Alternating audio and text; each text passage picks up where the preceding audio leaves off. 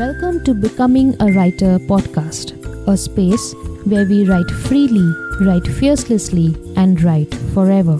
I am Rubina Gauri Gomes, and as your writer friend, I want to give you the love, support, and encouragement to realize, become, and stay a writer for life.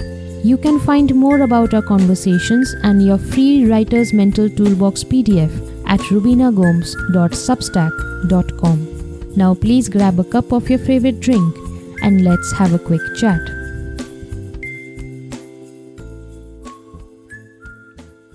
Hello my writer friends, Rubina here. For our fifth conversation, we are going to talk about facing our writing fears and why it is actually not as bad as it seems. In 2020, after years of not writing, I decided I had enough. I still had another year of not writing, but this time it was different. This time I focused on learning and understanding just one key aspect of my writing, to make sure I had a great start to my online writing journey and that it stayed consistent.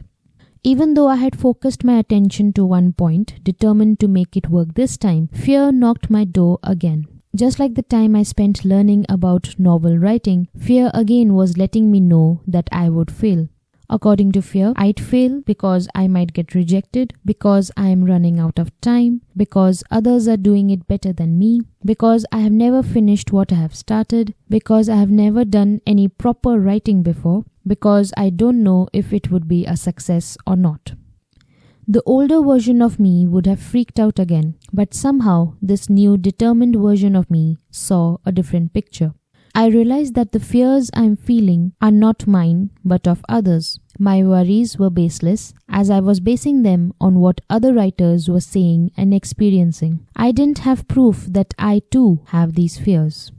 That is when I understood that I can analyze as much as I like. I can find tips, tricks and hacks to give myself the superficial feel of security and certainty. I can continue to sit on the sidelines with my dreams dying in my hands while hoping for a less scary way to make them come true.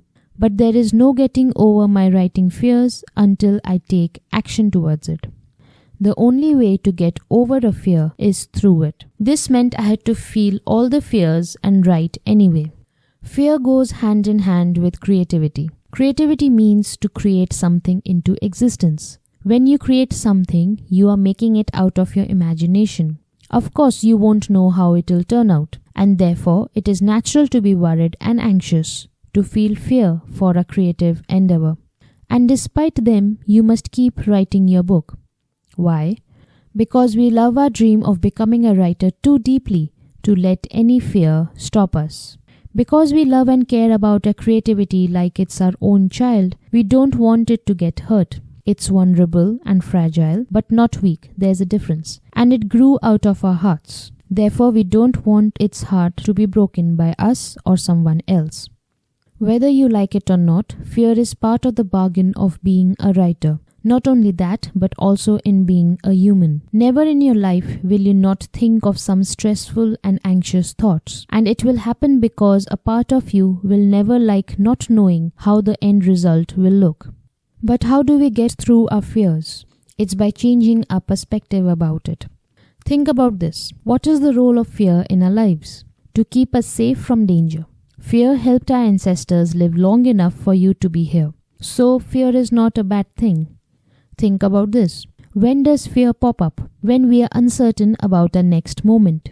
Our Stone Age ancestors had their fear kick in when they sensed a tiger nearby. Our recent ancestors became ultra-focused when crossing the roads with cars rushing by. We become nervous and anxious when waiting for the results of our exams. So fear is actually nervous itself because it doesn't know what's happening next. So when it comes to a writer's life and career, fear will be fearful because like in all creative careers, it doesn't know how things will happen and or end. Fear makes you realize this through your thoughts and bodily functions to make you aware of the situation so that you don't hurt yourself. Now who cares for us like that? A friend.